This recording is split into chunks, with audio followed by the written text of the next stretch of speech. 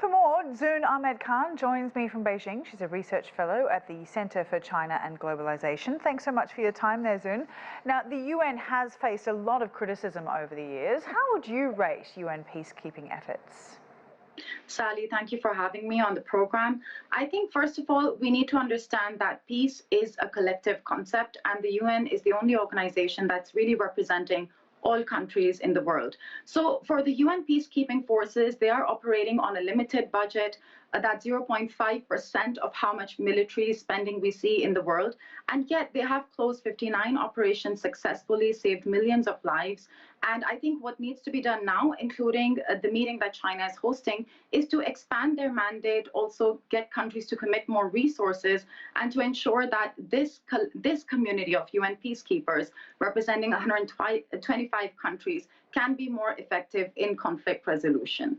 So there may not be a lot of success in terms of stopping big wars in countries like Ukraine, but it doesn't go without success in terms of civil wars in Sierra Leone, for example, and of course anti-terrorism efforts. But how do you make the case for more support, collective responsibility and burden sharing?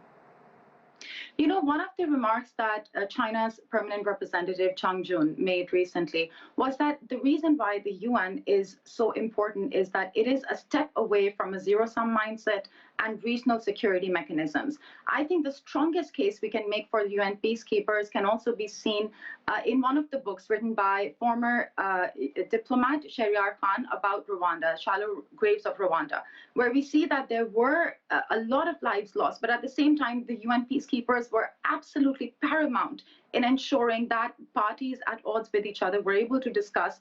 And this is exactly what we need: conflict resolution from an organization that represents the world and that has the mandate to bring differing parties on the same at least platform, share the same table and discuss a solution. This is not what wars, we cannot ever foresee a world where no wars would occur. I wish that were true, but even initiatives like the GSI are based on this concept that the UN peacekeepers also represent. So the case is strong because what we see is millions of lives saved because of UN peacekeepers' efforts, and also with increasing conflicts, increasing chaos in the world, what we need is more collective action on this platform. Traditionally, low or lower middle income countries provide the most peacekeepers. Is that still the case, and what are the reasons for that? It is the case. I think there are three core reasons. First of all, it happens to be the case that they represent more people in the world, and they also have fewer financial resources, but they are the ones affected most by conflicts. So one of the things we see is Ethiopia is the biggest contributor, and they have essentially sent troops to the region. So you see that they are able to logistically support and have more of a stake in the conflict. Then you see it's also a sign of prestige. India and Pakistan also contribute many troops. And I think that's part of showing that we are active and positive players in the international community. And then there's also compensation involved. So we see that I don't think this trend will change. And I think what we need to see is more of these troops being rewarded, being recognized, and playing a more active role in the conflict resolution that they seek. China is one of the main funders for UN peacekeeping, but critics say these contributions are to protect its interests and investments in Africa, where most of the missions are located, of course. What do you say to that?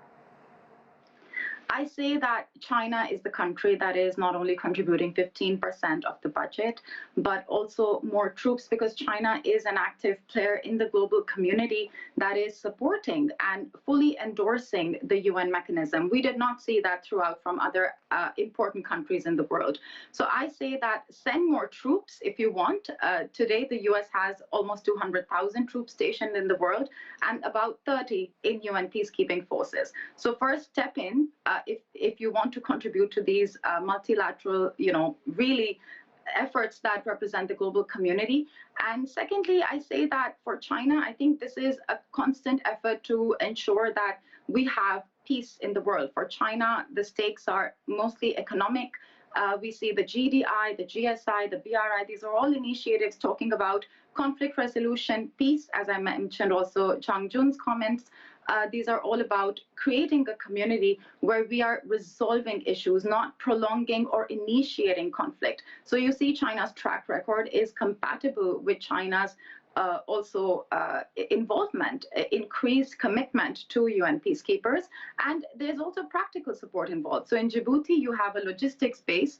This is an example of how China can facilitate the work of peacekeepers, because as we will discuss in this forum, it's not just about the commitment and what the mandate of the peacekeepers is. It is also about resources that are very limited. Many refugees cannot be saved. Many shelters cannot be provided. Many climate refugees cannot be, fully facilitated, and that's because of limited resources. So if a country like China can step up and play an active role in filling those gaps, it's something to appreciate. All right, Zoon, thank you very much for your insight there. Zoon Ahmed Khan, Research Fellow at the Center for China and Globalization.